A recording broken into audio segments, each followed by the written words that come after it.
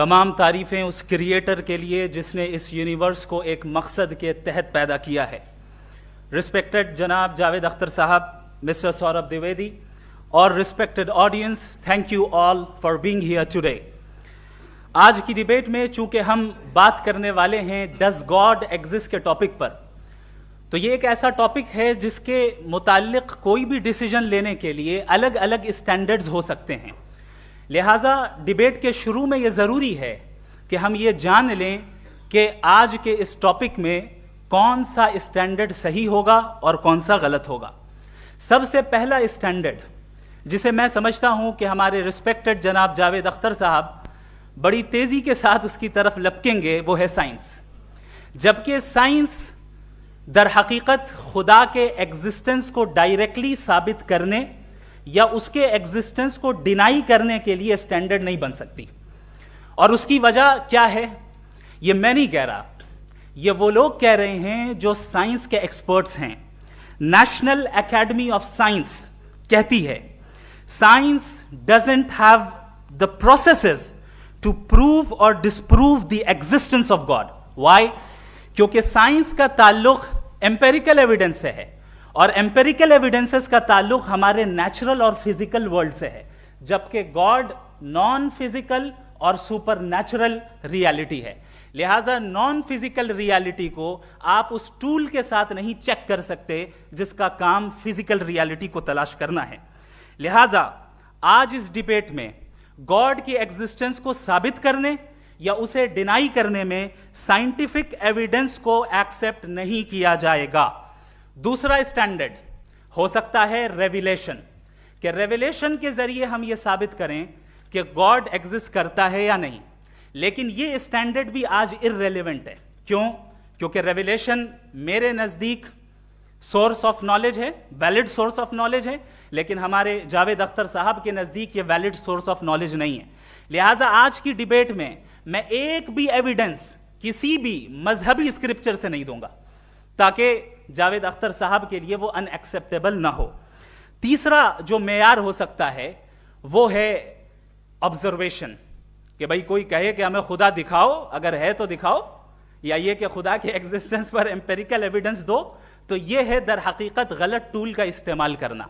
ये ऐसा ही है कि जावेद साहब मुझसे ये मुतालबा करें कि मुफ्ती साहब आप मेटल डिटेक्टर के जरिए प्लास्टिक डिटेक्ट करके दिखाएं। अब चूंकि प्लास्टिक डिटेक्ट नहीं हो पा रही है लिहाजा plastic does not exist. No, you are using the wrong tool. इस टूल से प्लास्टिक को डिटेक्ट नहीं किया जाता। लिहाजा मैं समझता हूं कि गॉड के एग्जिस्टेंस पर एम्पेरिकल एविडेंस का मुतालबा करना एक बचकाना मुतालबा है और हमारे रिस्पेक्टेड जनाब जावेद अख्तर साहब इस स्टेज से अब बहुत आगे निकल चुके हैं। अब बचता है एक ही स्टैंडर्ड, और वो स्टैंडर्ड है अक्ल, लॉजिक, रीजनिंग। और यही वो स्टैंडर्ड है जिसके तहत गॉड की एग्जिस्टेंस को साबित किया जाएगा या गॉड की एग्जिस्टेंस को डिनाई किया जाएगा। लेकिन चूंकि ये बहुत इंपॉर्टेंट और सेंसिटिव टॉपिक है, इसलिए लॉजिकल आर्ग्यूमेंट भी ऐसा होना चाहिए जो डेफिनेटिव हो, इनडेफिनेटिव ना हो, जो 2 और 2 4 की तरह बिल्कुल वाजे हो, जिसे लॉजिकली रिजेक्ट करना पॉसिबल नहीं हो। फॉर एग्जाम्पल हम कहें हमारे रिस्पेक्टेड मिस्टर सौरभ साहब ये एक इंसान है और तमाम इंसान कॉन्शियस बीइंग है। लिहाजा नतीजा क्या निकला, हमारे सौरभ साहब भी कॉन्शियस बीइंग है। क्या ये इनडेफिनेट आर्ग्यूमेंट है या डेफिनेट आर्ग्यूमेंट है? ये डेफिनेट आर्ग्यूमेंट है। ये 2 और 2 की तरह वाजे है, इसमें किसी तरह जो है लॉजिकली इसको रिजेक्ट नहीं किया जा सकता। तो अगर आज हमारे जावेद अख्तर साहब ऐसी कोई अकली दलील और लॉजिकल एविडेंस दें खुदा के ना होने पर जो डेफिनेट भी हो, तो मैं ये ऐलान करता हूं कि यकीनन मैं उस एविडेंस को कबूल करूंगा और उस पर गौर करूंगा। लेकिन साथ में यह भी ऐलान कर देता हूं प्रेडिक्शन के तौर पर कि ऐसा कोई डेफिनेट आर्ग्यूमेंट कोई नहीं पेश कर सकता। दलील हम देंगे और डेफिनेटिव दलील देंगे, लॉजिकल दलील देंगे, ऐसी दलील देंगे जो एंटायर एथिस्टिक वर्ल्ड उसे रेफ्यूट नहीं कर सकती। चलें अब हम एक एग्जाम्पल सोचते हैं, एक सिनेरियो, सिंपल सिनेरियो, तमाम ऑडियंस से गुजारिश है, हम और आप एक आइसोलेटेड आइलैंड पर हैं, ऐसा आइलैंड जहां पे हमसे पहले कोई कभी नहीं गया। चलते चलते आपके सामने अचानक आपने देखा एक पिंक कलर की बॉल पड़ी हुई है, सबसे पहला सवाल आपके जहन में क्या आएगा कि ये बॉल यहां क्यों आई, कैसे आई, ये पिंक कलर की ही क्यों है, कोई और कलर भी हो सकता था, ये इसी शेप में क्यों है, कोई और शेप भी हो सकता था। नेचुरली आप इस तरफ पहुंचेंगे कि कोई ना कोई है जिसने इन स्पेसिफिक प्रॉपर्टीज के साथ इस बॉल को बनाया है और यहां पे रखा है। चूंकि आप जानते हैं कि ये जो बॉल है इसका एग्जिस्ट करना जरूरी नहीं है, ये एग्जिस्ट कर भी सकती थी, नहीं भी कर सकती थी, और एग्जिस्ट करना ही था तो किसी और फॉर्म में करती, किसी और कलर में करती। अब आप इस बॉल को एक्सपैंड करते चले जाएं, एक्सपैंड करते चले जाएं, एक्सपैंड करते चले जाएं, यहां तक कि ये बॉल यूनिवर्स के साइज की हो जाए। बताइए कि क्या साइज के बढ़ जाने से सवाल बदल जाएगा? हरगिज नहीं बदलेगा। अभी भी सवाल रहेगा, ये यूनिवर्स कहां से आया, इन स्पेसिफिक प्रॉपर्टीज के साथ कहां से आया, क्यों आया, किसने बनाया, यह सवाल उस वक्त भी वैलिड रहेगा। लेकिन यह सवाल अगर हम जनाब जावेद अख्तर साहब से करें तो चूंकि इनका वर्ल्ड व्यू एथिस्टिक है, और सिर्फ इनका नहीं, मतलब जितने भी एथिस्ट हैं और एथिस्टिक वर्ल्ड व्यू को रखने वाले से अगर आप ये सवाल करें कि ये यूनिवर्स कहां से आया, तो इनका जवाब या तो आर्ग्यूमेंट फ्रॉम इग्नोरेंस होगा या डॉगमेटिक होगा। या तो ये कहेंगे कि मुझे नहीं पता कि ये कहां से आया, लिहाजा गॉड डज नॉट एग्जिस्ट, ये आर्ग्यूमेंट फ्रॉम इग्नोरेंस है, या ये कहेंगे कि ये यूनिवर्स खुद ब खुद बन गया। इसका मतलब ये है कि उस बॉल को भी खुद ब खुद बन जाना चाहिए, लेकिन बॉल के ताल्लुक से ये एक्सप्लेनेशन एक्सेप्ट नहीं की जाएगी कि ये खुद ब खुद बन गई, लेकिन यूनिवर्स के ताल्लुक से कर दिया जाएगा। इसे हम दूसरे अल्फाज में डॉगमा भी कह सकते हैं। दूसरी चीज, हमारे जावेद अख्तर साहब जरूर गॉड ऑफ गैप्स की मिसाल भी जरूर देंगे, और मिसाल देंगे कि पहले जमाने में बिजलियां कड़कती थी तो लोगों ने किसी एक खुदा की तरफ, और बारिश होती थी तो दूसरे खुदा की तरफ मंसूब कर दिया, उनके पास दलील नहीं थी। यह हमारा वर्ल्ड व्यू है ही नहीं, यह हमारा वर्ल्ड व्यू है ही नहीं, क्योंकि नेचुरल फेनोमेना के प्रोसेस की इंटरप्रिटेशन को जान लेने से यह कहां से साबित हो गया कि गॉड एग्जिस्ट नहीं करता है। इस पर मैं इंशाअल्लाह अभी आगे बात करूंगा। आप हजरात ये भी देखेंगे, और मैं ये एक्सपेक्ट करता हूं कि हमारे रिस्पेक्टेड जनाब जावेद अख्तर साहब जरूर इमोशनल आर्ग्यूमेंट्स भी देंगे, जो कि एक लॉजिकल फेलेसी है जब बात आती है ट्रुथ को डिसाइड करने में। क्यों?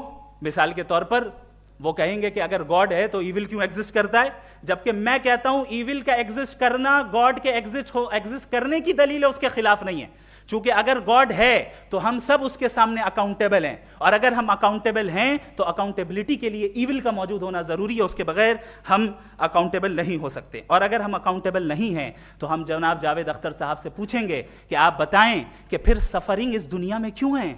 अगर खुदा नहीं है तो सफरिंग क्यों है? और उन लोगों के जज्बे का क्या जिनके अंदर सफरिंग के बाद इंतकाम लेने का जज्बा पाया जाता है और वो इस दुनिया से ऐसे ही चले गए, क्या उनकी सारी तकलीफें बेकार चली जाएंगी? अब आ जाएं उसी एग्जाम्पल की तरफ कि बॉल, मुझसे अगर कोई पूछे इस बॉल को किसने बनाया, और या इस एक्सपेंडेड बॉल को किसने बनाया, मैं कहूंगा कि चूंकि ये यूनिवर्स और इस यूनिवर्स की तमाम चीजें कॉन्टिंजेंट हैं। कॉन्टिंजेंट होने का मतलब ये होता है कि जो अपने एग्जिस्टेंस पे किसी के ऊपर डिपेंड करती हो, तो जाहिर है ये यूनिवर्स कॉन्टिंजेंट है। और अगर कोई चीज कॉन्टिंजेंट नहीं है तो मैं रिक्वेस्ट करूंगा कि मुझे दिखा दें कि कौन सी चीज यूनिवर्स में कॉन्टिंजेंट नहीं है, हम भी जरा गौर कर लें और हम भी देख लें। और जब कॉन्टिंजेंट चीजें मौजूद हैं तो फिलोसोफर्स की इस्तिलाह के मुताबिक, हम उस टर्मिनोलॉजी के मुताबिक हम उस जगह तक पहुंचते हैं और उस हस्ती तक पहुंचते हैं जिसे नेसेसरी बीइंग कहा जाता है, कि ये वो नेसेसरी बीइंग है जिसका मौजूद ना होना नामुमकिन हो। क्योंकि अगर ये मौजूद ना हो तो सारी चीजें एग्जिस्टेंस में आएंगी ही नहीं, और ये सारी कॉन्टिंजेंट चीजें उसी के ऊपर डिपेंड करती हैं। अब अगर आप ये सवाल करते हैं कि फिर उस हस्ती को किसने बनाया, फिर उसका कॉज क्या है, फिर उसका कॉज क्या है, फिर उसका कॉज क्या है, और एंडलेसली चले जाएं, इसे हम कहते हैं इन्फिनिट रिग्रेस ऑफ कॉजेज, जो कि लॉजिकल फेलेसी है। कॉन्सेप्चुअली इंफिनिटी पॉसिबल है। मिसाल के तौर पे न्यूमेरिकल्स 1 2 3 गिनते चले जाएं, इन्फिनिट नंबर्स हैं। मैं कॉन्सेप्चुअली बात नहीं कर रहा, प्रैक्टिकली रियलिटी में साबित करके दिखाएं कि infinite regress of causes possible हैं या नहीं। अगर पॉसिबल हैं तो हम मान लेंगे, मिसाल दे रहे हैं, और पॉसिबल नहीं है तो एक ही ऑप्शन बचता है जिसे हम कहते हैं नेसेसरी बीइंग। ऐसी नेसेसरी बीइंग जो इंडिपेंडेंट है, क्योंकि अगर वो डिपेंडेंट हुई तो वो नेसेसरी नहीं रहेगी।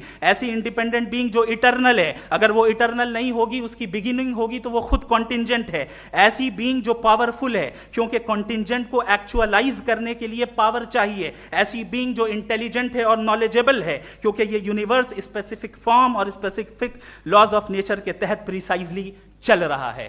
Thank you. थैंक यू मुफ्ती साहब। मैं इन दलीलों के बाद जावेद अख्तर साहब से गुजारिश करूंगा, आप बैठ के बोलना चाहेंगे या वहाँ जी।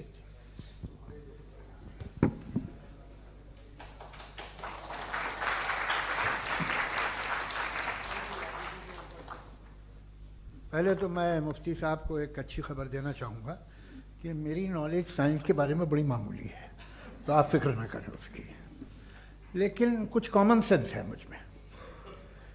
देखिए, ये खुदा का तस्वुर कोई नया तस्वुर नहीं है, ये सदियों से रहा है।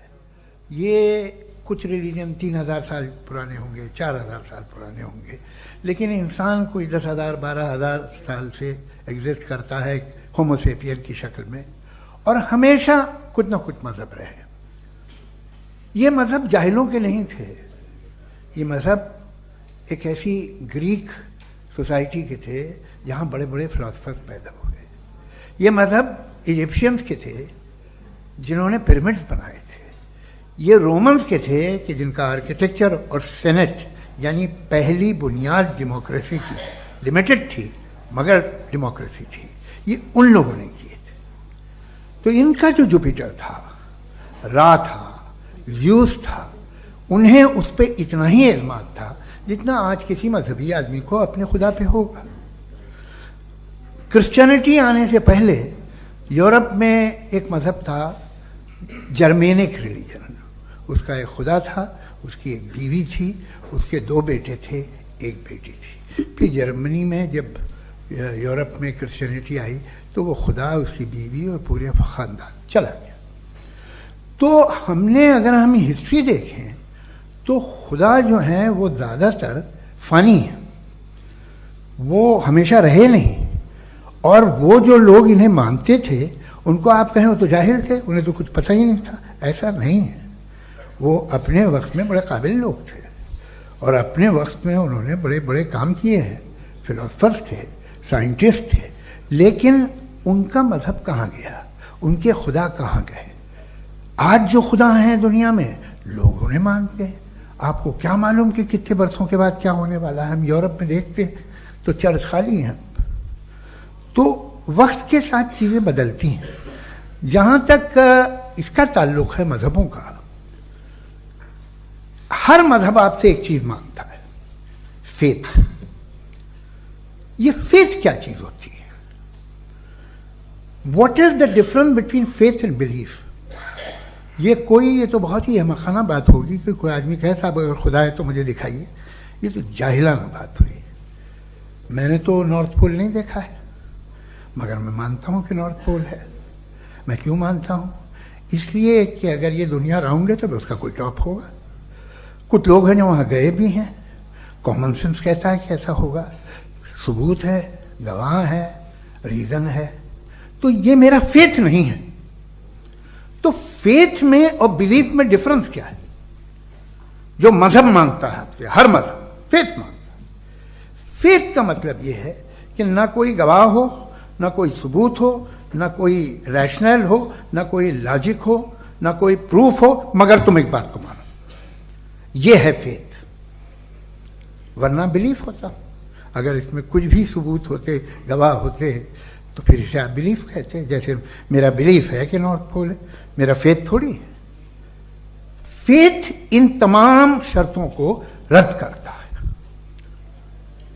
तो फिर स्टुपिडिटी क्या है? अगर मैं एक बात ऐसी मानूं जिसकी ना कोई लॉजिक है, ना कोई रैशनल है, ना कोई प्रूफ है, ना कोई गवाह है,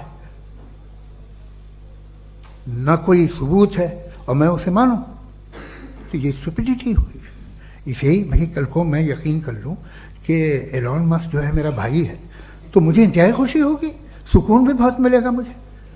लेकिन और कहे भाई क्यों मानते हो, क्या सबूत है? भाई वो तो अमेरिकन है और तुम तो इंडियन हो, वो तो नस्ल अलग है, तुम्हें कभी मिले भी नहीं। साहब देखिए, मेरा फेथ है, इस पर बात न किया। फेथ का मतलब ही यह है कि आप प्रूव नहीं कर सकते। अगर आप प्रूव कर सकते हो तो फेथ की जरूरत ही नहीं, फिर तो आप बात करेंगे, आप कितनी बहस कर लीजिए। अल्टीमेटली दुनिया का हर मजहब फेथ पे टिका है, और फेथ का मतलब है एक ऐसा यकीन जिसका कोई सबूत, कोई गवाह, कोई रैशनल नहीं। अब आप ये कहें, क्या आप ये क्यों कह रहे हैं कि साहब ये कायनात किसने बनाई? कमाल ये है कि आपने बताया कि एक आइलैंड पर गए और एक बॉल देखी। आपने ये नहीं कहा कि आइलैंड किसने बनाया, आपको सिर्फ बॉल पे हैरत हुई। हमने आइलैंड पे हमने हैरत नहीं की, होते हैं आइलैंड। इसी तरह ये आइलैंड है, सितारे, ये गैलेक्सीज, ये सब आइलैंड हैं, खला में। हम उन्हें टेकन फॉर ग्रांटेड लेते हैं, हम पूछते नहीं किसने बनाए। आपने जजीरे के बारे में भी नहीं पूछा है। मेरी पैदाइश कैसे हुई? क्या मैं प्लान्ड पैदा हुआ था? I was plan to be born, या एक लकी स्पर्म था जो किसी एग से चिपक गया? मेरी पैदाइश रैंडम। और इंसाफ जिसे आप कहते हैं, इंसाफ का तो नेचर से कोई वास्ता ही नहीं है। जो आप कहते हैं कि एक दिन इंसाफ मिलेगा, इंसाफ is a human concept, nature में कोई इंसाफ नहीं। अगर शेर हिरन को खा जाता है तो उसे कोई सजा नहीं मिलती। अगर एक आंधी आती है और हरे भरे पेड़ों को उखाड़ के फेंक देती है तो आंधियों की जेल नहीं होती है। नेचर में इंसाफ नहीं, इसलिए मुझे नेचर को इंसाफ की जरूरत भी नहीं। नेचर तमाम एक है। अब हम कहें कि साहब ये देखिए जो मैंने खाना खाया था, ये मेरी आंख तो नहीं यूं कर दिया उसे, तो इसे सजा मिलनी नहीं, वो सिस्टम है, ऐसे ही चल रहा है। नेचर बगैर इंसाफ के है। इंसाफ इज अ ह्यूमन कॉन्सेप्ट। तो जो आपसे कहता है कि मैं तुम्हें इंसाफ दूंगा, वो इंसानी जहन की पैदावार है। ये नेचुरल है ही नहीं, ये आसमानी है ही नहीं। नेचर का तसव्वुर, इंसाफ का तसव्वुर। भाई आप साथ मिलते हैं, अब आप लेफ्ट हैंड ड्राइव करते हैं, ये क्या है? तमाम सच, तमाम नेकी, तमाम शराफत लेफ्ट हैंड ड्राइव है। वरना क्या होगा, या तो आप क्रॉस कर देंगे, आपका एक्सीडेंट हो जाएगा, या आप किसी को मार देंगे, या ट्रैफिक जैम हो जाएगा। झूठ, बेईमानी, रिश्वतखोरी, ये तमाम जो है driving on the wrong side है। इसके ऊपर कुछ नहीं। ये तो हमने बनाया, जैसे हमने लेफ्ट हैंड ड्राइव बनाई है। ये कॉन्सेप्ट ऑफ इंसाफ जो है ये हमारा है, इसका नेचर से कोई वास्ता नहीं। शेर खा जाता है हिरन को, उसे जेल होती है क्या? कुछ भी नहीं, है ही नहीं। तो ये जो दुनिया के रिलीजन प्रॉमिस करते हैं आपसे इंसाफ, इसी से मालूम होता है कि ये मैन मेड है। ये तसव्वुर कहीं और का है ही नहीं। जो नेचर है, कुछ लोग कहते हैं नेचर ही खुदा है, तो नेचर में तो इंसाफ नहीं कहीं। और आप वादा कर रहे हैं कि तुम्हें मरने के बाद इंसाफ मिलेगा। मुझे अगर मिलेगा तो मैं बहुत खुश होऊंगा, लेकिन मैं यकीन नहीं कर पाता हूं, इसलिए कि मैं फेथ नहीं पैदा कर सकता। The very fact that religions demand faith, इसका मतलब है कि उनके पास जस्टिफिकेशन नहीं है। अच्छा था फिर रिलीजन अगर मॉडरेशन में है, कोई सा भी नहीं, वो आप में कुछ खूबियां भी पैदा करता होगा, देखिए उससे ये फ़ायदा है, वो फ़ायदा है। अल्कोहल जो है वो ज़्यादातर दवाओं में यूज़ होती है, और एक सर्वे किया गया था अमेरिका में कि लॉन्जिटिविटी किन लोगों की है। तो एक तरफ वो लोग थे जो शराब पीते ही नहीं थे, और एक तरफ वो थे जो एक बोतल शराब रोज पीते थे। सबसे ज़्यादा लंबी उम्र उनकी है जो 2 पैक नाप के शराब पीते हैं और खाना खाते हैं। मगर हम शराब को बुरा समझते हैं, मैं भी बुरा समझता हूँ। क्यों? ऐसा होता नहीं। कुछ चीज़ों में आदत होती है जो बढ़ती है। आज तक में एक आदमी दूध पीता है, आप 10 साल बाद भी मिलेंगे तो एक ही गिलास पीता होगा। ऐसा नहीं होता, सुबह से दूध पीता रहता है। मिल्कोहलिक मैंने नहीं देखे, अल्कोहलिक होते हैं। ये टेंडेंसी है मजहब की कि वो बढ़ता है, जैसे कैंसर बढ़ता है, जैसे शराब बढ़ती है। कुछ लोग होंगे जो उसे सही तरह से यूज़ करते हैं। मुझे यकीन है कि हमारे मुफ्ती साहब भी उनमें से एक हैं, इनसे बहुत खुशी हुई मुझे इनसे मिलकर। लेकिन कितने लोग हैं कि आज आप देखते हैं दुनिया में जो तबाहियाँ हैं, इनमें कितना हाथ है उन लोगों का जो बिलीवर कहते था मजहब ये नहीं कहता, ना कहता होगा, मगर जब ये मजहब पीते हैं तो ऐसे बिहेव करते हैं। थोड़ा सा अगर हो तो शायद बहुत अच्छी बात, लेकिन शराब थोड़ी सी नहीं रहती, उसमें टेंडेंसी है पहले। थोड़ा सा अगर 2-3 कैंसर के सेल हो ना बॉडी में तो आदमी सिम रहेगा, लेकिन वो 2-3 सेल नहीं रहते, वो मल्टीप्लाई होते हैं। जावेद साहब टाइम पूरा हो गया। टाइम हो गया तो बस बात खत्म हो गई। अच्छा, मुझे कुछ और कहने को था भी नहीं। जी, मैं पहले जवाबी दौर के लिए इनवाइट कर रहा हूं मुफ्ती साहब को। Your rebuttal round 1, you have 7 minutes.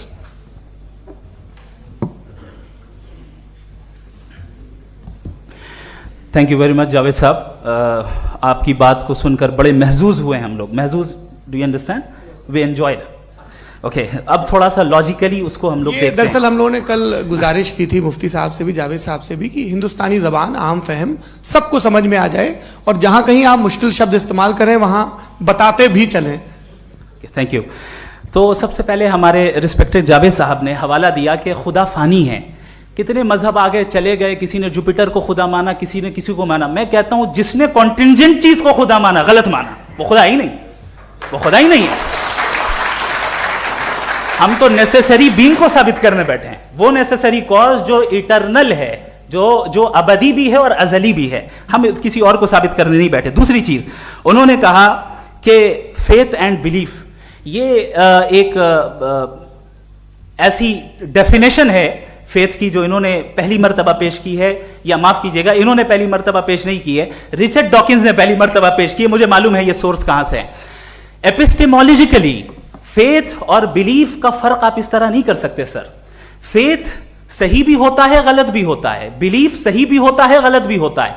जो लॉजिक, रीजन और एविडेंस से बैक्ड होगा वो फेथ सही होगा। और आप जिस फेथ की बात कर रहे हैं कि इलॉजिकल है और उसके पीछे नहीं है, तो we are on the same page. हम नहीं मानते उस फेथ को, जो फेथ ऐसा हो जिसके पीछे कोई लॉजिक ना हो, एविडेंस ना हो, हम नहीं मानते। हम तो उस फेथ के कायल हैं जिसके पीछे लॉजिक हो और एविडेंस हो। तो बिलीफ सही भी होता है, गलत भी होता है, फेथ भी सही होता है और गलत भी होता है। तो आज फेथ और बिलीफ के डिफरेंस पे बात नहीं हो रही है। आज आप चाहे फेथ एक्सेप्ट कर लें या बिलीफ एक्सेप्ट कर लें, आज ये बात होगी कि ट्रूथ क्या है, चाहे ट्रू बिलीफ सही है या ट्रू फेथ सही है, और फॉल्स फेथ क्या है और फॉल्स बिलीफ क्या है, बात इस पे हो रही। दूसरी चीज इन्होंने पूछा स्टुपिडिटी फिर क्या है। अगर फेथ रिलीजन स्टुपिडिटी नहीं है तो और क्या है? चूंकि फेथ का मुतालबा करते हैं तो स्टुपिडिटी क्या है? मैं कहता हूं स्टुपिडिटी एथिज्म है। उसकी वजह यह है कि आप एक सड़क पे जा रहे हो और आप किसी गार्डन में जाएं और देखें वहां लिखा है फूलों के साथ I love Javed Akhtar, and I really do, I love you sir. तो जब आप वहां पर पहुंचे तो वहां पहुंचकर अब ये बताएं, क्या आप ये कहेंगे वाह व्हाट अ नेचुरल सिलेक्शन? ये क्या नेचुरल सिलेक्शन है? नहीं, ये प्रिसाइजली डिजाइंड है, इसके पीछे डिजाइनर है। लिहाजा अगर कोई एक ऐसी कॉमन सेंस की बात को कबूल नहीं कर रहा है कि यूनिवर्स जो इतने प्रिसाइजली काम कर रहा है, हम कहते हैं कि खुद ब खुद बन गई, मैं समझता हूं इससे बड़ी स्टुपिडिटी और कुछ नहीं है। ये रैशनल चीज है। फिर हमारे सर ने कहा कि आपने बॉल पे फोकस किया, आइलैंड पे फोकस नहीं किया। अरे आइलैंड को किसने बनाया यही समझाने के लिए तो बॉल की मिसाल दे रहा हूं। और बॉल भी कॉन्टिंजेंट है, आइलैंड भी कॉन्टिंजेंट है, दोनों नेसेसरी बीइंग का मुतालबा करते हैं। आगे इन्होंने कहा कि नेचर में कोई इंसाफ नहीं है।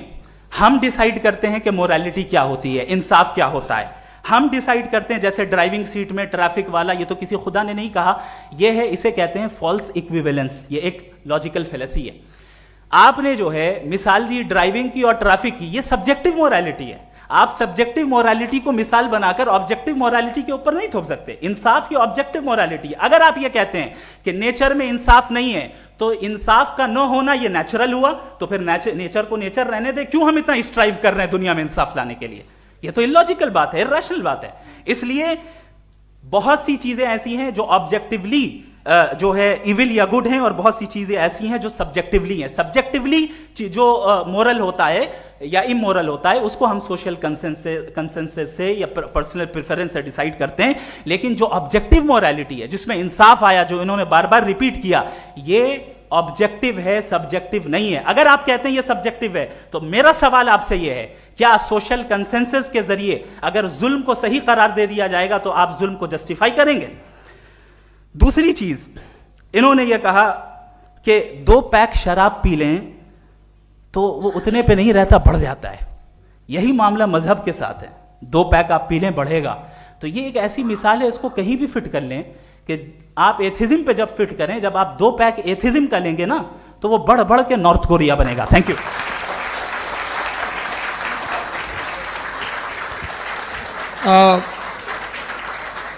फर्स्ट राउंड की रिबटल के लिए मैं जावेद साहब को इनवाइट कर रहा हूं। आपके पास 7 मिनट का वक्त है, रीसेट कर दीजिएगा प्लीज। मुझे इस बात की खुशी है कि मुफ्ती साहब ने भी मान लिया कि नेचर में कोई इंसाफ नहीं है। तो कोई भी चीज़ जो इंसान ने नहीं बनाई है उसमें इंसाफ नहीं होता है। एक बात मैं आपसे अर्ज़ करूँ, जरा पता लगा लीजिएगा, ये जो आप बाग में जाते हैं बेहद खूबसूरत फूल देखते हैं ना, इनमें से कोई नेचुरल नहीं है। ये सारे फूल क्रॉस करके बनाए गए हैं। जो जंगल में फूल होते हैं नहायत मामूली होते हैं, ये फूल इंसानों ने बनाए हैं। जो आप बाग में देख के वाह वाह कहते हैं, ये इंसानों के बनाए हुए हैं। डिफरेंट फूलों को क्रॉस करके, डेवलप करके, फिर क्रॉस करके इस तरह से बनाए गए। नेचुरल फ्लावर नहीं। किसी जंगल वीरान में जाके आप गुलाब के फूल नहीं देखेंगे। ये सब बनाए हुए इंसान ने, बहुत से काम इंसान ने किए हैं। बाकी है कि आपने मेरी एक बात का जवाब नहीं दिया, जिससे मुझे शिकायत है कि फेथ क्या है और आप फेथ मांगते क्यों हैं मुझसे? आप तो लॉजिकल हैं, आपके पास तो सारे रैशनल्स हैं, आपके पास सारे सबूत हैं, तो आपको फेथ की डिमांड क्यों करते हैं कि भाई तुम सरेंडर कर दो और सवाल मत करो? कोई मजहब सारे सवाल करने की इजाजत नहीं देता है और मना करता है कि दादा सवाल ना करो, बह जाओगे तुम। आप क्यों रोकते हैं? हकीकत यह है कि इंसानी तारीख क्या है। इंसानी तारीख यह है कि दुनिया में 2 तरह के लोग हुए हैं। एक वो जिन्होंने अपनी लाइल्मी की परस्तिश की है, दूसरे वो जिन्होंने अपनी इग्नोरेंस या लाइल्मी से झगड़ा किया है और मालूम किया है कि क्या है। ये जो आप कह रहे हैं, आज आप हैरान हैं कि भाई ये यूनिवर्स कैसे बनी। लोग हैरान थे कि सूरज डूबता है तो इधर से कैसे निकलता है। और आप एक कदम जाके हमेशा का मानने को तैयार है, एक कदम पीछे ही मान जाइए। भाई आप इसके बाद जाते हो, कहते सवाल ना करना कि ये कहाँ से आया, ये पावर तो हमेशा से हमेशा रहेगी। तो आप यूनिवर्स के बारे में मानने में क्या तकलीफ है? एक कदम पहले रुक जाइए, ये हमेशा से थी या नहीं थी हमें मालूम नहीं है। और ये कहना कि हमें मालूम नहीं है, कमाल ये है कि दुनिया के सारे मजहब सब जानते हैं ये दुनिया कैसे बनी थी, कैसे मिटेगी, मरने के बाद क्या होगा, इनको सब इल्म है। इनको किसी को डायनासोर होते थे पहले ये नहीं पता था, किसी को नहीं पता। किसी भी दुनिया की मजहबी किताब में डायनासोर का जिक्र नहीं है। लेकिन बाकी सब बातें, how to make universe in 4 easy lessons and बाकी सब पता है। जिसको सब पता है वो गड़बड़ है। हम में ये इंकिसार, ये ह्यूमिलिटी होनी चाहिए कि हम ये कहें कि हमें ये बहुत सारी बातें नहीं मालूम, लेकिन हम उनकी परस्तिश ना करना, अपनी लाइल्मी को की परस्तिश ना करें, हम उसे पता लगाने की कोशिश करें। जिस दुनिया में आप बैठे हैं सर, ये हॉल जो है, ये इलेक्ट्रिसिटी जो है, ये माइक जो है, जिस हवाई जहाज से आप आए थे, वो जिस कार से आप यहाँ आए हैं, ये सब उन लोगों की बनाई हुई है जिन्होंने सवाल किए थे। ये दुनिया जिसमें आप आज आराम से हैं, ये उन लोगों की बनाई है कि जिन्होंने सवाल किए थे। और हर स्टेज पे इन सवालों को मकरूह कहा गया था, गलत कहा गया था। आप जरा तारीख पढ़िए, एक बड़ी दिलचस्प किताब है बर्ट्रैंड रसेल की, जिसमें उसने रिलीजन एंड साइंस कि कब से रिलीजन जो है साइंस के अगेंस्ट है। और हद तो यह है कि भाप के इंजन के खिलाफ थे, स्टीम इंजन के भी खिलाफ थे, और फतवे हुए उन पर, वेटिकन ने दिए। तो ये हमेशा, अभी जैसे ही ये राइट विंगर आते हैं अमेरिका में पावर में, तो वो जो अपना ये क्या बोलते हैं उसे, सीड क्या बोलते हैं, सीड क्या जो, हाँ नहीं सीड जो होते हैं जिन पे जी नहीं भाई, वो जो ह्यूमन बॉडी के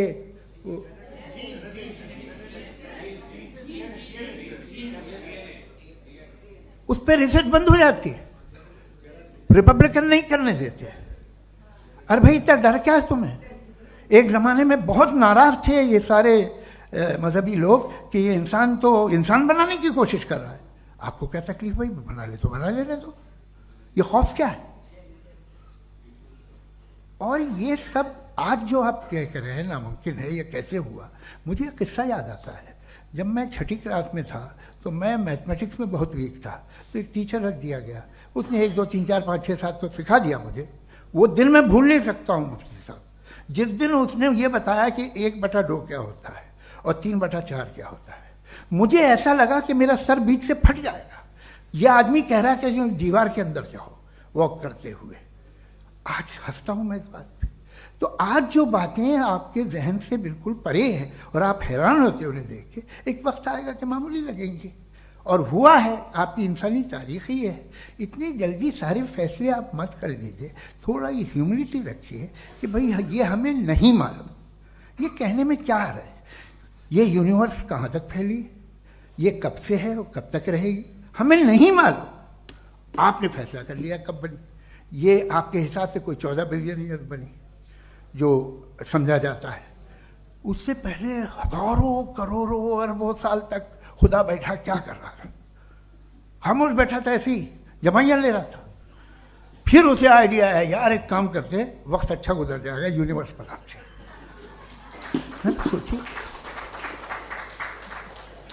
वो तो हमेशा से है ना, मगर यूनिवर्स हमेशा से नहीं है, ये तो बनाई गई है। और उससे पहले क्या था, इनका क्या काम था? कैसी बात है, ये बड़ा आसान है। जो बात हमें आज धीरे धीरे पता चली है, बरसों 2000 और 2500 साल पहले आपको किसी ने बता दिया कि क्या था, आप मान गए, और तब से वही मान रहे हैं जो 2500 साल पहले कहा गया था। सब कुछ बदल गया है, सॉल्व हो रही हैं चीज़ें। अभी साइंस बिल्कुल दावा नहीं करती, या कोई फिलोसफर ये दावा नहीं करता कि हमें सब मालूम, बल्कि वो कहता है कि हमें जितना मालूम होता है उससे ये मालूम होता है कि हमें कितना कम मालूम। तो हम अपनी जहालत से लड़े, उसकी परस्तिश न करें। जी, टाइम है। Thank you so much. मैं तर्कों की श्रृंखला में राउंड 2 के लिए मुफ्ती साहब को आमंत्रित कर रहा हूँ। आपके पास एक बार फिर से 7 मिनट का वक्त है। शुक्रिया। जनाब जावेद अख्तर साहब कई मर्तबा दोहरा रहे हैं कि फेथ का मतलब बताइए, फेथ का मतलब बताइए। मैंने बता दिया, फेथ सही भी होता है, गलत भी होता है। और आज हम फेथ पे बात नहीं कर रहे, हम ट्रुथ और डज गॉड एग्जिस्ट पे बात कर रहे हैं। क्या डज गॉड एग्जिस्ट, ये ट्रुथ यानी गॉड है या नहीं है, इसमें से दोनों ट्रुथ क्या है। अब आप उसे फेथ कह लें, बिलीफ कह लें, नॉट माई बिजनेस। उसके बाद आपने कहा कि भाई सवाल करने से मजहब रोकता है। मैं कहता हूं जो रोकता है वो रोकता होगा, मैं नहीं रोकता, बल्कि सवाल करें, सवाल करना चाहिए। सवाल कर करके तो हम आगे बढ़ते हैं, तरक्की करते हैं, और इसीलिए मैं आज यहां पे आया हूं। लेकिन सवाल सिर्फ खुदा से नहीं होगा, आपसे भी होगा। सवाल एथिज्म से भी होगा, सवाल सिर्फ मजहब से नहीं होगा, सबसे होगा। और आज मैं सवाल करूंगा और उम्मीद है कि आप जवाब देंगे। अभी तक आपने वैसे कॉन्टिंजेंसी आर्ग्यूमेंट का कोई जवाब नहीं दिया। चलें, आपने कहा यूनिवर्स के बारे में इटर्नल क्यों नहीं बोल देते। ये चूंकि लॉजिकली पॉसिबल ही नहीं है कि यूनिवर्स इटर्नल हो। यूनिवर्स एक कॉन्टिंजेंट चीज है जो टाइम एंड स्पेस के पाबंद है, टाइम एंड स्पेस से बाउंड है। जो टाइम एंड स्पेस से बाउंड होगा वो कॉन्टिंजेंट होगा, जो कॉन्टिंजेंट होगा वो उसकी बिगिनिंग हुई होगी, जिसकी बिगिनिंग हुई होगी वो इटर्नल नहीं हो सकता। ये तो कॉमन सी बात है। आपने कहा कि किसी मजहबी किताब में डायनासोर का जिक्र नहीं है। अफसोस कि आज तक किसी मैथमेटिक्स के किताब में मुझे डायनासोर का जिक्र नहीं मिला। तो इसका मतलब मैथमेटिक्स की किताब बेकार है? नहीं, उसका वो टॉपिक नहीं है। रेवलेशन का और मजहबी किताबों का टॉपिक ये नहीं है कि आपको आके बताए साइकिल कैसे बनाते हैं, या आकर ये बताएं कि जो है डायनासोर कब था। वो तो मोरालिटी सिखाने आया है, गॉड के बारे में बताने आया, नॉन फिजिकल रियलिटी की हकीकत को सिखाने के लिए आया। रिलीजियन साइंस को रोकता है? नहीं रोकता। अगर रोकता है तो गलत करता है। रिलीजियन साइंटिज्म को रोकता है, जिसमें हमारे जावेद साहब मुब्तला है। साइंस और साइंटिज्म में फर्क है। साइंटिज्म यह है कि आप समझें कि साइंस और साइंटिफिक मेथोडोलॉजी ये नॉलेज को हासिल करने का वाहिद सोर्स ऑफ नॉलेज है। यह है साइंटिज्म। हम इसे रिजेक्ट करते हैं। हम साइंस को तो तरक्की करते हैं, भाई आप हमारी पूरी तारीख कर लें, पढ़ लें तो आपको पता चल जाएगा। बहरहाल ये अलग टॉपिक है। उसके बाद इन्होंने एक लफ्ज कहा, वेटिकन ने फतवा दिया। वेटिकन का फतवे से कोई ताल्लुक नहीं है, दोनों कॉन्ट्राडिक्टरी अल्फाज हैं। उसके बाद उन्होंने कहा कि भाई हमें नहीं मालूम। अगर नहीं मालूम तो क्लियरली कह देना कि नहीं मालूम है, इसमें क्या हर्ज है? तो वही तो मैं कह रहा हूं ना कि आप कह दें कि नहीं मालूम, लेकिन क्लेम क्यों कर रहे हैं कि गॉड एग्जिस्ट नहीं कर रहा है? आप कह दें नहीं मालूम है, हो सकता है हो सकता ना हो, लेकिन आप क्लेम कर रहे हैं। The moment you say God does not exist, this is a claim, and now the burden of proof is upon you too, जैसे हमारे ऊपर है। और क्यों है मैं बताता हूं, क्यों है ये भी मैं बताता हूं। फिलोसॉफिकली जो क्लेम होता है ना, सिर्फ ये नहीं होता कि इंसान कहे पॉजिटिव क्लेम करे और नेगेटिव क्लेम करे तो बर्डन ऑफ प्रूफ नहीं है। आप मिसाल के तौर पे मैं कहूं कि फुला उस कमरे में कोई नहीं है, मैंने एक नॉलेज का क्लेम किया है। उस कमरे में कोई नहीं है, मैंने एक नॉलेज का क्लेम किया। या तो मैं कहूं मुझे नहीं पता, हो भी सकता है नहीं भी हो सकता है, this is not a claim. लेकिन जब मैं कह रहा हूं कि वहां कोई नहीं है, या मैं कह रहा हूं वहां कोई है, दोनों क्लेम है और दोनों के ऊपर बर्डन ऑफ प्रूफ है। हमारे ऊपर भी बर्डन ऑफ प्रूफ है, मैंने कंटिजेंसी आर्ग्यूमेंट दिया, इसे तोड़कर दिखाइए।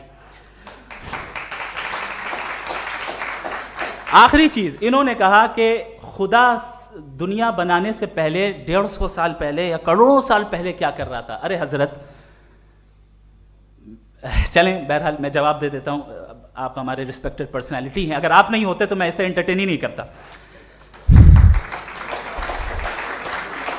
टाइम, ये 100 साल पहले या 100 साल बाद, पहले बाद में अभी, ये वो अल्फाज हैं जिनका ताल्लुक टाइम से है।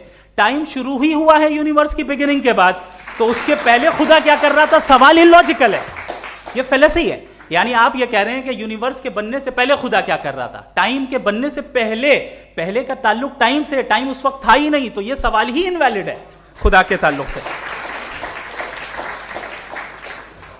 दूसरी चीज, आर्ग्यूमेंट ऑफ कंटिजेंसी जो मैंने आपके सामने पेश की है, आपने बार बार ये प्रूफ किया और ये कह रहे हैं कि गॉड ऑफ गैप्स। देखिए पहले नहीं मालूम था, साइंस ने कर दिया। सिंपल्स की मिसाल से मैं समझा देता हूं। जिस गैप्स की आप बात कर रहे हैं ना, साइंस उन गैप्स को जिन चीज के जरिए भी प्रूव करेगा वो कॉन्टिजेंट ही होगा, अब चाहे वो फोर्स हो, मैटर हो या एनर्जी हो। लिहाजा सवाल हमारा उस वक्त भी वैलिड होगा जब तक कि आप नेसेसरी बीइंग पे ना आ जाएं, और इन्फिनिट रिगरेस पॉसिबल नहीं है of causes in practical world, तो जाहिर है कहीं रुकना पड़ेगा, जहां रुकेंगे वही खुदा है। दूसरी चीज, आपने ये कहा, क्या कह रहा था मैं, किस पॉइंट को? What? Oh no, after that, just now. हाँ, जहां रुकेंगे वही खुदा है। बहरहाल, तो टाइम का जिक्र हो गया, गॉड ऑफ गैप, सॉरी, या इसकी एक मिसाल आप ले लें। एक कार है, एक साहब ने देखा कि भाई कार जो है उसके व्हील्स कितने अच्छे लगे हुए हैं, सही जगह पे, स्टीयरिंग जो है कितने अच्छे जगह पे लगी हुई है, और सीट्स कितने वेल डिजाइंड है, कितनी प्रिसाइजली ये कार काम कर रही है, तो जरूर कोई ना कोई इसे क्रिएट किया है, किसी ने क्रिएट किया है। अब जावेद साहब आए और कहे, अरे जनाब बोनेट खोलिए, इसमें इंजन है, इंजन इस कार को चला रहा है, hence prove no one has created the car. This is illogical, this is irrational. आपने इंजन के जरिए उस गैप को तो साबित किया, लेकिन क्या उससे कार की जो क्रिएशन है और उसका जो क्रिएटर है ये इम्पॉसिबल हो जाए? ऐसा पॉसिबल है? उसका सवाल खत्म हो जाए, ऐसा पॉसिबल है? नहीं। आपने गैप्स को फिल करके, कॉन्टिंजेंट चीजों से गैप्स को फिल करके हमारे ऑब्जर्वेशन को और ब्रॉड कर दिया। अब हमें और पता चल गया कि ये जो कार है इसका सिस्टम कितना ज्यादा कॉम्प्लेक्स है। पहले कम समझते थे, अब कॉम्प्लेक्सिटी और ज्यादा वाजे हो गई। अब हमें समझ में आ रहा है कि हमारी सर्टेनिटी और बढ़ गई कि जरूर इस कार को किसी ना किसी ने बनाया। यही मामला यूनिवर्स का है। साइंस हमेशा फिजिकल वर्ल्ड की चीजों को ही फिल करती जाएगी और फिजिकल चीजों से ही करती जाएगी, चूंकि एम्पेरिकल एविडेंस का ताल्लुक फिजिकल वर्ल्ड से है। आप साइंस के जरिए मेटाफिजिकल रियलिटी को कभी साबित नहीं कर सकते। ये रॉन्ग टूल का इस्तेमाल करना है। ये वही काम है कि आप मेटल डिटेक्टर से प्लास्टिक डिटेक्टर करने चलें, जो कि जाहिर है सही नहीं है। Thank you.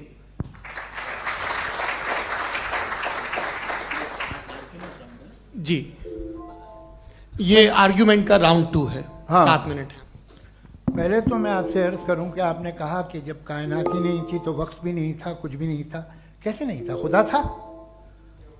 एक एग्जिस्टेंस तो था ना खुदा का। तो जब खुदा था तो वक्त भी होगा। ऐसा नहीं है कि कुछ भी नहीं था, खुदा था। अच्छा, बाकी एक आपने कहा साहब आप साबित कीजिए, आपके पास भी लॉजिक है या मेरे पास भी लॉजिक है। आपका मेरा जिम्मेदारी नहीं है साबित करना कि खुदा है। बर्टन रसल ने बड़ी अच्छी बात कही। बर्टन रसल ने बड़ी अच्छी बात कही। मैं आपसे अगर ये दावा करूं कि एक चाय की केतली मरीख के चारों तरफ घूम रही है, मार्स के चारों तरफ, तो ये आपका काम नहीं है कि आप साबित करें कि कोई चाय की केतली नहीं है। ये मेरा काम है, मैंने दावा किया है। ये दावा तो मजहबी लोग करते हैं कि खुदा है। पास ये कॉन्सेप्ट है कि ये यूनिवर्स खुद नेसेसरी बीइंग है। Creation itself is the creator. How irrational is this कि मैं एग्जिस्ट करूंगा बाद में, लेकिन अभी एग्जिस्ट कर भी रहा हूं। यानी एक ही टाइम में एग्जिस्ट भी कर रहे हैं, नहीं भी कर रहे हैं। This is not true. दूसरी चीज आपने कहा कि अगर इजराइल में, सॉरी माफ कीजिएगा, Israel doesn't exist, occupied Palestine में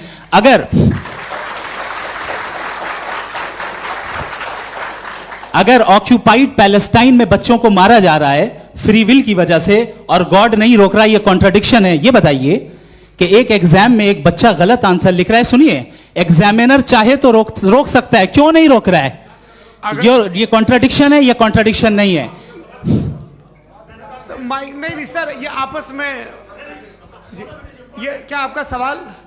माइक दीजिए। फ्री विल दिया गया है टेस्ट के लिए, अकाउंटेबिलिटी के लिए। अगर फ्री विल नहीं होता तो आप कहते हैं हमें रोबोट बना दिया गया। नॉट मिसरिप्रेजेंट माय पोजीशन, आपकी जो भी पोजीशन, मैं अपनी फ्री विल के नाते, अपने ह्यूमन विजडम के नाते गाजा में हो रही अत्याचार का विरोध करता हूं। बिल्कुल करना चाहिए। आपके हिसाब से मैं गॉड की विजडम का विरोध कर रहा हूं? बिल्कुल नहीं, जो हो रहा है गॉड की, बिल्कुल भी नहीं, बिल्कुल भी नहीं। उसका वहां पर गाजा में कत्ल होना ये इंसानों के गलत इस्तेमाल का नतीजा है, फ्री विल के इस्तेमाल का नतीजा है। गॉड इसका हुक्म नहीं देता, उससे रोकता है। यही तो मसला है ना। आपके लिए कॉन्सेप्ट क्लियर? नहीं भाई, आपने तो बताया था इंजेक्शन लगाने से बच्चे को तकलीफ होती है, ये इंजेक्शन लगा। सर आप ऐसे रेटोरिक स्टेटमेंट दे तब तो कोई मसला नहीं समझते रहेंगे। This is a rhetoric statement, this is not a logical argument sir. I am sorry, I am sorry. आखिरी 30 मिनट बड़े मुश्किल होने वाले हैं। जी, मुफ्ती साहब आगे बैठे हैं, इनको माइक दीजिए। हाँ, तरुण माइक आप अपने पास रखिए, आपको कैमरे का फ्रेम पता है। जी, सबसे पहले दोनों को मुबारकबाद। एक सर अपना आप नाम बता दें। आप अमेरिका में शिकागो में रहते हैं, इतना मुझे याद है। बताया आपको, यासिर नदीम अलवाजदी मेरा नाम है। जावेद सर, आपसे एक क्वेश्चन है इन्फिनिट रिग्रेस के ताल्लुक से। एक हाइपोथेटिकल सिनेरियो है, मसलन अगर आप सर माइक थोड़ा सा प्लीज क्लोज रखिए। जी, अगर आप शायर इसलिए हैं कि आपके कोई उस्ताद शायर थे, और वो इसलिए शायर थे कि उनके कोई उस्ताद शायर थे, और इसी तरीके से हम माजी में पीछे चलते चलते चले जाएं और कहीं ना रुके, तो माफ कीजिएगा आप कभी शायर नहीं हो सकते। लेकिन आप शायर हैं, आपका शायर एग्जिस्ट करता है, इसका मतलब ये है कि आप कहीं ना कहीं रुके हैं। तो मेरा सवाल ये है कि क्या आप इन्फिनिट रिग्रेस ऑफ कॉजेस को लॉजिकल फैलेसी मानते हैं या नहीं मानते? हाँ या ना? मैं इन्हें लॉजिकल फैलेसी नहीं मानता हूँ, लेकिन मेरा प्रॉब्लम यह है कि जब मैं नहीं मानता हूँ तो I will continue with this logic जो फैलेसी नहीं हो। आप एक जगह रुक जाते हैं जाके, आप कहते हैं ये गेंद कैसे बनी, ये जजीरा कैसे बना, ये समंदर कैसे बना, ये ज़मीन कैसे बनी, और अचानक गॉड पे जाके आपको ब्रेक लग जाता है। एक बार आप सवाल नहीं करते कि भाई इनको बनाने वाला तो इनसे भी कॉम्प्लिकेटेड होगा, वो कैसे बना, उसके बारे में आपने इत्मीनान कर लिया, वो हमेशा से है। तो अगर आप उसे हमेशा से मानते हैं तो फिर ये मान लीजिए कि कायनात हमेशा से, क्या तकलीफ? कि हम वजूद में नहीं आते जी हैं। हम मौजूद नहीं। अच्छा सर क्यों नहीं होता? मैं बताऊंगा प्लीज। जैसे मैंने मिसाल दी आपके शेर की। आपका शेर कभी वजूद में ना आता अगर शायर इसी तरह चलते रहते हमेशा। जी माइक मेरे ख्याल से एक सेकंड। इन्फिनिट रिग्रेस का कॉन्सेप्ट क्लियर नहीं हो पाया, ऐसे रहने दें, लेट्स मूव ऑन सर। ठीक है। हाँ, थोड़ा सा मॉडरेटर का भी ख्याल रखें। नहीं आपने तो रखा है, आपने रखा है। यहाँ पे गौहर रजा साहब हैं, वो भी एक सवाल पूछना चाहते हैं। माइक यहाँ नीचे से ऑन कर दिए नीचे। पहले तो ये कह दूं कि मैं उन बच्चों से शर्मिंदा हूं जिनको गजा में कत्ल किया गया, क्योंकि हमारे होते हुए कत्ल किया गया। लेकिन उससे ज़्यादा शर्मिंदगी इस बात से हुई कि मुझे लगा कि मुफ्ती साहब उसको जस्टिफाई कर रहे हैं। बिल्कुल भी नहीं, आप बहुत ही गलत। मुझे लगा मैं गलत हो सकता हूं। बिल्कुल गलत मैं है। सवाल पूछ रहा हूं। सवाल मैं देखिए, सवाल अगर पूछ रहा हूं। एक मैं जावेद भाई से डिसएग्री करता हूं। एक सेकंड देखिए, अगर देखिए ऐसा एक सेकंड आप सर वेट अरे आप कुछ मेरे पहले मुझे अपनी बात कह लेने दीजिए। अगर ऑडियंस तय करेगी तो फिर मॉडरेटर का मतलब नहीं। मेरा आप सबसे ये कहना है, ये बहस दो लोगों के बीच में है, एक तरफ मुफ्ती साहब, एक तरफ जावेद साहब। पिछले 1.5 घंटे से ये लोग अपने अपने तर्क रख रहे हैं। आपकी इनसे इत्तेफाकी हो सकती है, ना इत्तेफाकी हो सकती है। मेरे उस्ताद मुझे सिखा गए हैं कि मुखामुखम में असहमति की गुंजाइश बची रहनी चाहिए। अगर मैं आपकी बहुत इज्जत करता हूं गौहर साहब, आपने जो कमाल की किताबें लिखी, साइंटिफिक टेम्परामेंट, लेकिन मेरी ये गुजारिश है आप सबसे कि यदि आप इन लोगों ने जो बोला उन पर टिप्पणियां करेंगे तो ना वक्त की पाबंदी रहेगी, ना वो अनुशासन। आप सवाल पूछ लें, उस सवाल में जो बात आ जाए वो आ जाए। मैं जावेद साहब से डिसएग्री करता हूं, इसलिए जावेद साहब से सवाल पूछ रहा हूं। आपका सवाल जावेद अख्तर साहब से। और सवाल ये है मेरा कि जावेद साहब ने कई बार लॉजिक का इस्तेमाल किया कि साइंस में लॉजिक है और रिलीजन में लॉजिक नहीं है। मेरा ख्याल ये है कि रिलीजन में भी लॉजिक है, लेकिन उस लॉजिक की बेसिस ये है कि आप रुक जाते हैं, जिसका जिक्र जावेद साहब ने बार बार किया, यानी खुदा के तसव्वुर पे आते हुए, गॉड के तसव्वुर पे आते हुए रुक जाते हैं। और इसमें सवाल पूछना मतलब फॉरबिडन होता है। सवाल यह है कि क्या जावेद साहब इससे एग्री करते हैं कि साइंस की लॉजिक अलग है और रिलीजन की लॉजिक अलग है? बताइए सर। देखिए, 3 चीज़ें हैं। साइंस है, एक है मंतिक है, इस्तिदलाल है, और एक जो है कुछ भी नहीं है, फेथ है, अकीदा है।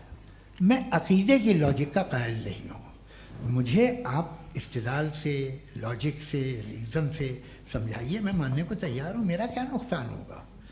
लेकिन ये कि अकीदे पे मैं नहीं जा सकता हूँ। अकीदे का मतलब है कि तुम ये मान लो, सवाल ना करो, ये नहीं। आप सारी बातें करके, बड़ी साइंटिफिक बातें करके एक जगह जाके खुदा के वजूद पे रुक जाते हैं, सरेंडर कर देते हैं। मैं सरेंडर करने को तैयार नहीं। दैट्स ऑल जी। ये आगे सर बैठे हुए हैं, इनको माइक दीजिए। भाई। वो आप पूछना चाह रहे थे ना भाई? हाँ, नहीं मैं ये थैंक यू जी। आपका नाम? आसिम इफ्तिखार। आसिफ जी, पूछिए। सर, जावेद सर से सवाल है कि आपने अपने माइक थोड़ा करीब रखिए। अपने क्लोजिंग स्टेटमेंट में ये बात कही थी कि मज़हब का जो फ्यूचर है वो ज़्यादा दिन नहीं जाने वाला है। लेकिन मैं देख पा रहा हूँ कि जो ऑक्सफोर्ड यूनिवर्सिटी की एक स्टडी है 2011 में हुई है, जिसके 50 एकेडमिशियंस ने इसको अंजाम दिया था, उसमें वो ये कहते हैं कि जो फेथ इन गॉड है वो इनबिल्ट है ह्यूमन नेचर के अंदर, जिसको हम कहते हैं फितरत के अंदर शामिल है वो।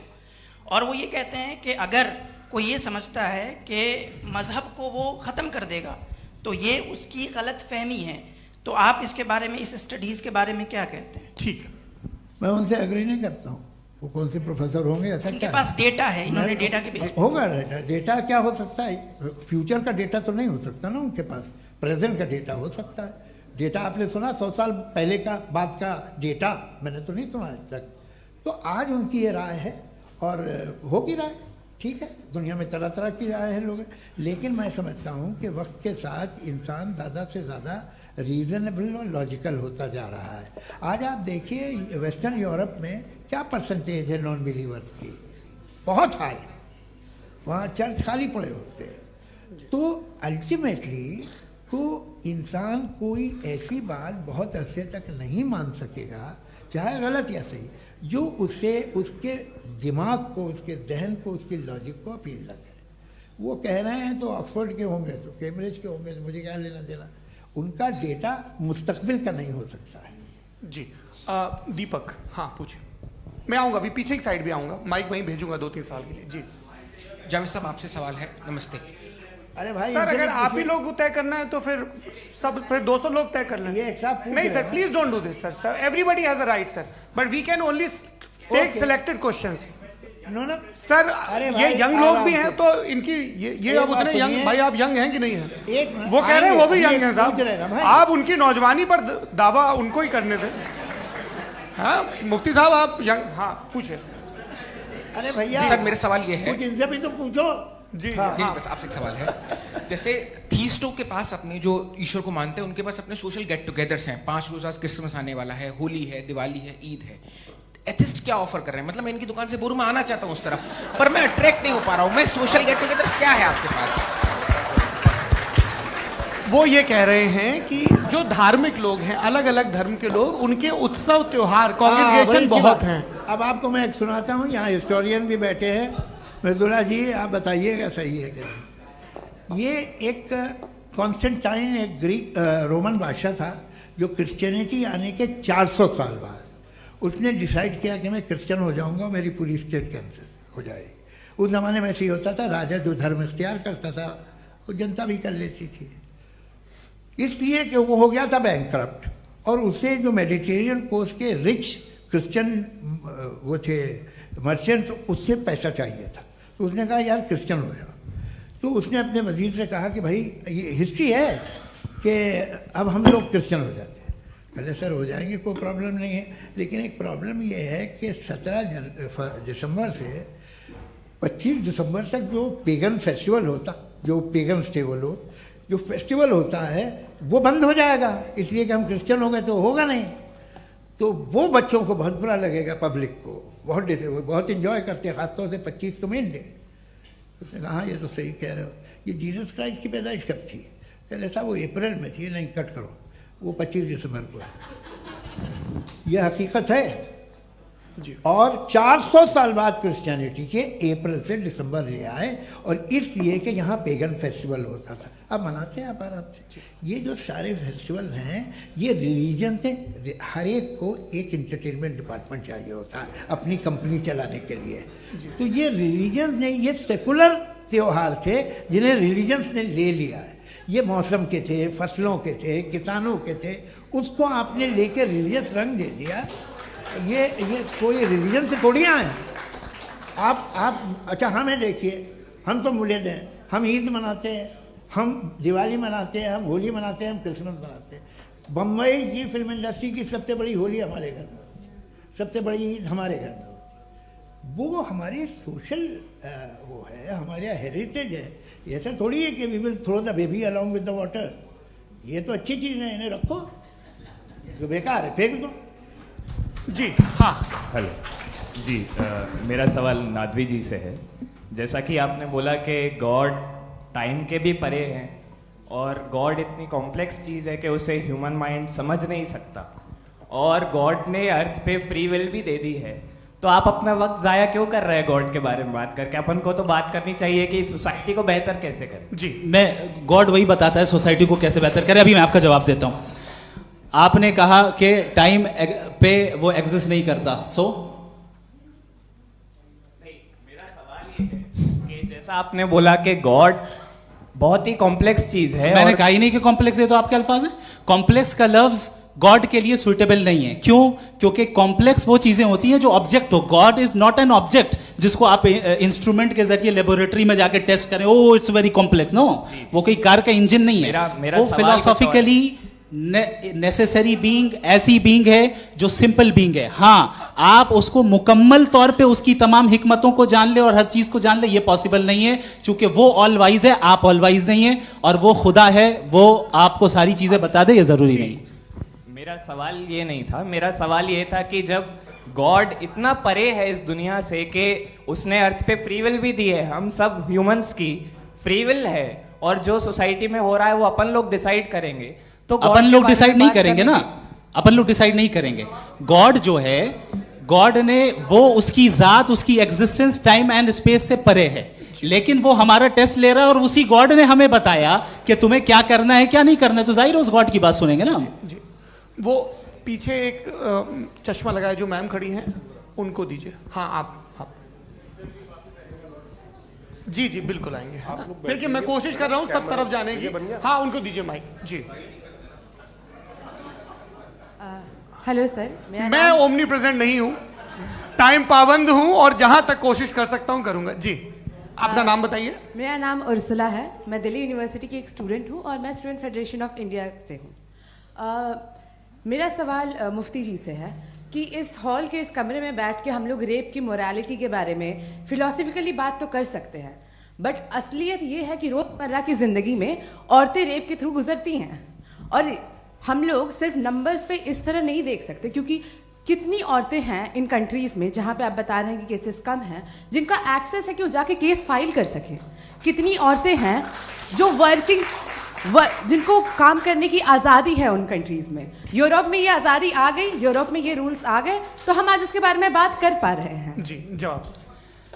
आपने ये कहा कि कमरे में बंद होकर हम लोग इस पर फिलोसफिकली बात कर सकते हैं, लेकिन हकीकत में क्या हो रहा है, वो ग्राउंड लेवल पे क्या हो रहा है जो बहुत गलत हो रहा है, और वो सफ़र कर रही हैं। आई एग्री, बहुत गलत हो रहा है, और जो गलत हो रहा है उसको हमें रोकना है। और क्यों रोकना है, वो गलत क्यों है, हमारे पास इसका ऑब्जेक्टिव फाउंडेशन है, इनके पास उसका ऑब्जेक्टिव फाउंडेशन नहीं है। मैं ये कहना चाह रहा हूं कि जहां पे भी जुल्म हो रहा है, जहां पे भी औरत पे जुल्म हो रहा है, या उसकी इज्जत लूटी जा रही है, या उसे तकलीफ पहुंचाई जा रही है, और सिर्फ औरत नहीं, किसी इंसान के ऊपर भी जुल्म हो रहा है, तो उसके खिलाफ खड़ा होना, ये मॉरलिटी हमारे पास गॉड के पास से आई है। वरना जावेद साहब तो कह रहे हैं कि जो है मेजॉरिटी डिसाइड करेगी, तो मेजॉरिटी तो कभी भी बदल सकती है। क्या आप ये थोड़ी सी आपको गलतफहमी है। मैं अगर मेरे जुमले से ये मदना निकला या मैंने कहा, तो ये जुमला मैं वापस लेता हूँ। ये मेरा मतलब ही नहीं था कि मेजॉरिटी डिसाइड करेगी। मेजॉरिटी डिसाइड करे तो दुनिया में बड़ी, वैसे आपने कहा था ये जुमला। अच्छा हो सकता है, मैं मान रहा हूँ, बाद में रिकैप कर लेंगे। अरे एक सेकंड मैं अपनी एक्सप्लेनेशन देता हूँ। मुनासिब बात यह है कि हम सब के सब दिल में जानते हैं कि क्या अच्छा है क्या बुरा है, हमें पता है अच्छी तरह से। जो लोग बुरे काम करते हैं उन्हें भी मालूम अच्छा क्या है। यही तो सवाल था हजरत कि फिर ये मोरालिटी आई कहां से? Cross examination. हाँ जी हाँ। मोरालिटी साथ रहने की डिजायर से आई है, यानी साथ रहकर जो कुछ कह दे, जो कुछ कर दे, वो हो जाएगा? नहीं, तो आप कायदे से रही कर सकते हैं जब तक लोगों में मोरालिटी हो, वरना क्यास हो जाएगा। ये आपको कैसे पता? जी हमने देखा ना, जहां मोरालिटी का क्यास हो गया, हम देखते हैं। कहां पे देखते भाई? दुनिया में। आप जो कह रहे हैं, आप कहीं पे अगर गलत हो रहा है तो उसको आप गलत देखिए।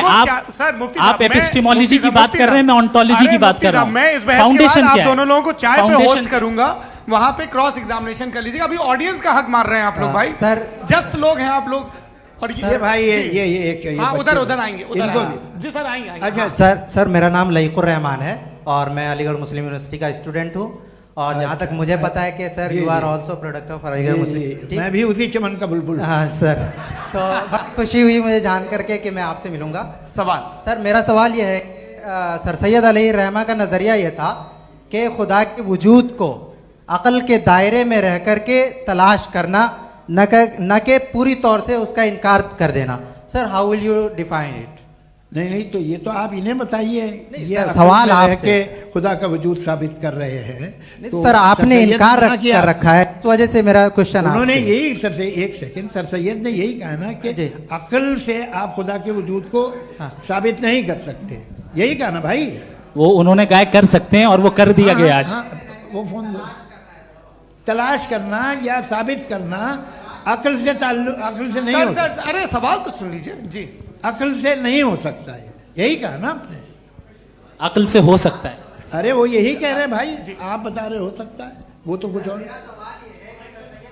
आप अगर सर देखो नौजवान फोन ले लो, वो इतनी कमाल की यूनिवर्सिटी है। अरे भाई दे दो जरा, एक मिनट दे दो भाई, मेरी बात सुनो। माइक पे बोलो ताकि जो लाखों लोग देख रहे हैं। माइक दे दो ना।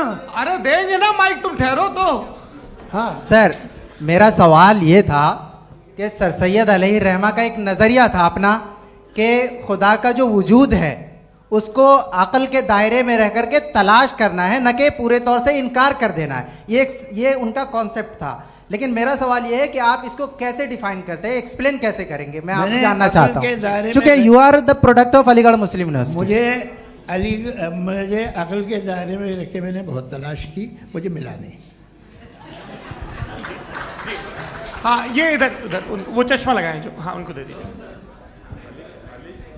जी जी फटाफट पूछिए, बस 5 मिनट है, 5 मिनट में खत्म हो रहा है। हाँ अस्सलाम वालेकुम मुफ्ती साहब। एंड मेरा सवाल जावेद अख्तर साहब से। क्या नाम है आपका? अरे भैया मुझे पूछ रहे हो। फैज पूछिए फैज साहब। तो मेरा सवाल ये है कि अभी जो एथियस्ट है वो problem of evil argument use कर रहे हैं अगेंस्ट मुस्लिम्स, राइट? कि इस दुनिया में इतना सारा इविल है और अगेंस्ट मुस्लिम तो यहाँ अगेंस्ट थियस्ट। हाँ थोड़ा सा करेक्ट कर लीजिए भाई, पूरी मशक्कत ही इसी बात की थी कि किसी एक मजहब पे बात न टिके। जी, तो बेसिकली ये आर्गुमेंट ऐसा है कि इस दुनिया में इतना ज्यादा इविल एग्जिस्ट करता है और अगर एक ऑल गुड गॉड है तो वो रोकता क्यों नहीं है? लेकिन इस सवाल में एक हिडन अजम्पशन ये है कि इस दुनिया में ईवल एग्जिस्ट करता है। अब एथियस्ट ये कैसे ऑन्टोलॉजिकली प्रूव कर सकते हैं कि इस दुनिया में ईवल एग्जिस्ट करता है? मैं आपको बताता हूँ, थोड़ा सा समझा। नहीं सर, हम लोग इनको सुनिए। नहीं please don't do that. I want to explain ontologically. नहीं हम समझ गए सर, इनको अब जवाब देने दीजिए। अच्छा सवाल पूछ लो। मैं अभी तक क्या था वो मैं थोड़ा सा ऐड ऑन कर लेता हूँ। तुम गुरु, तो हम जब इसका राउंड 13 करेंगे ना तब तुमको स्टेज पे बिठाएंगे। जी तो हाँ जल्दी से। तो देखिए एथियज्म के हिसाब से सब कुछ रैंडमली बन गया है, सब कुछ एटम्स और मॉलिक्यूल्स है। एक पत्थर में और मुझ में सिर्फ इतना फर्क है कि हम लोग एटम्स और मॉलिक्यूल्स का अलग अलग रीअरेंजमेंट है। अब एक पत्थर को कोई इंसान तलवार से 2 टुकड़ों में काट दे या मुझे, according to atheism it is same. There is no evil and good according to atheism. जी अच्छा, फैज साहब का सवाल ये है कि हाँ कोशिश भी करते तो इससे गलत सवाल नहीं कर पाते।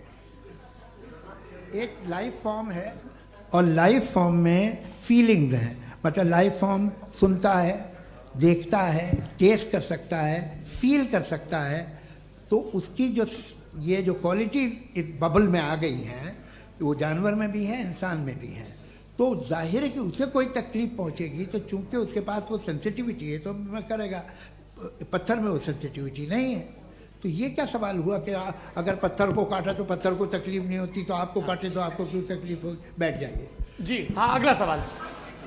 हाँ पूछे जी जावेद अख्तर साहब। अरे भैया सब आप लोग मुफ्ती साहब को छोड़ रहे हैं, मेरे ही पीछे पड़े हैं क्या? फिर चलो बोलो भाई। You asked how God can exist when children die in Gaza. Huh? You asked how God can exist when children die in Gaza, and you also mentioned the rise of atheism in Europe.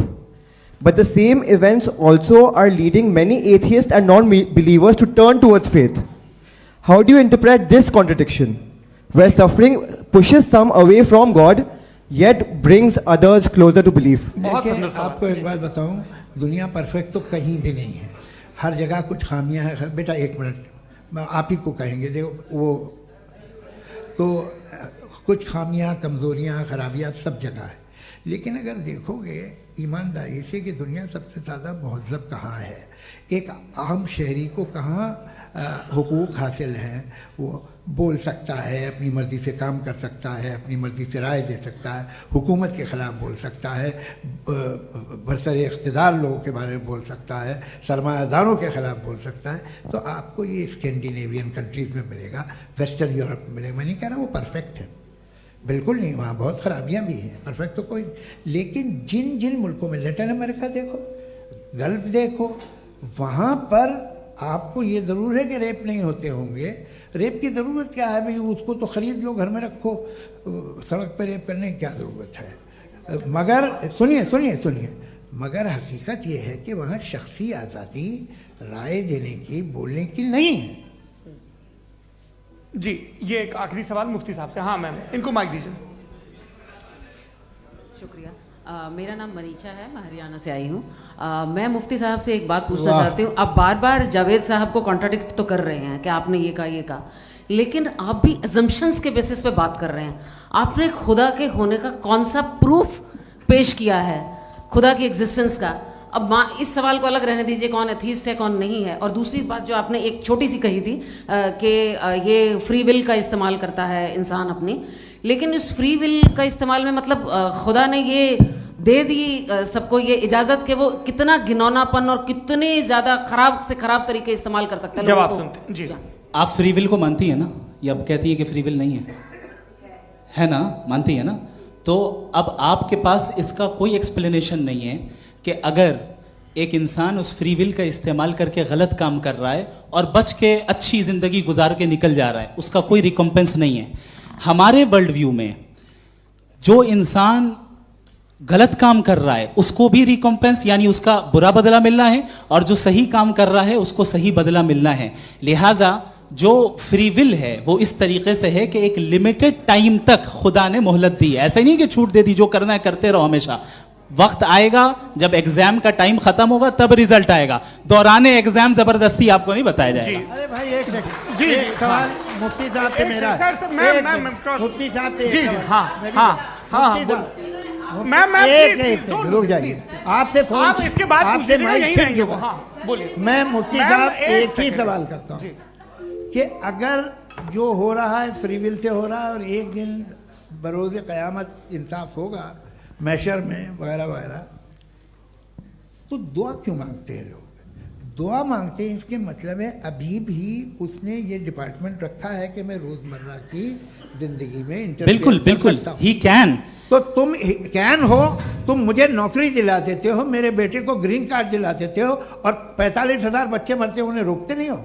नहीं तो क्या आप ये कह रहे हैं कि इस दुनिया में जालिमों को कभी पकड़ ही नहीं होती है? अरे जो भी पकड़ होगी वो बच्चे रोते हैं। बिल्कुल, देखिए वो मैंने औरतें अपने रोती हैं ओपनिंग जिनके बच्चे स्टेटमेंट में यही कहा था आप कि मुझे जनाब नौकरी जावेद साहब दिलवा सिर्फ रहे हैं, इमोशनल मेरी आर्गुमेंट बेटी की जैसे सही दिस इज जगह एन शादी इमोशनल करा रहे हैं। आर्गुमेंट। ये छोटे मोटे काम इसके पीछे देवियों और इसके सज्जनों, पीछे का रीजन मैंने बताया क्या है, देखिए इसके मैं पीछे बार का बार यहाँ विजडम क्या है मैंने पर बताया। मंच से आप लोगों को सज्जनों इसलिए कह रहा हूं ताकि थोड़ा सा आपके कॉन्शियस पे जोर रहे कि आपको ऑर्डर बचा के रखना है।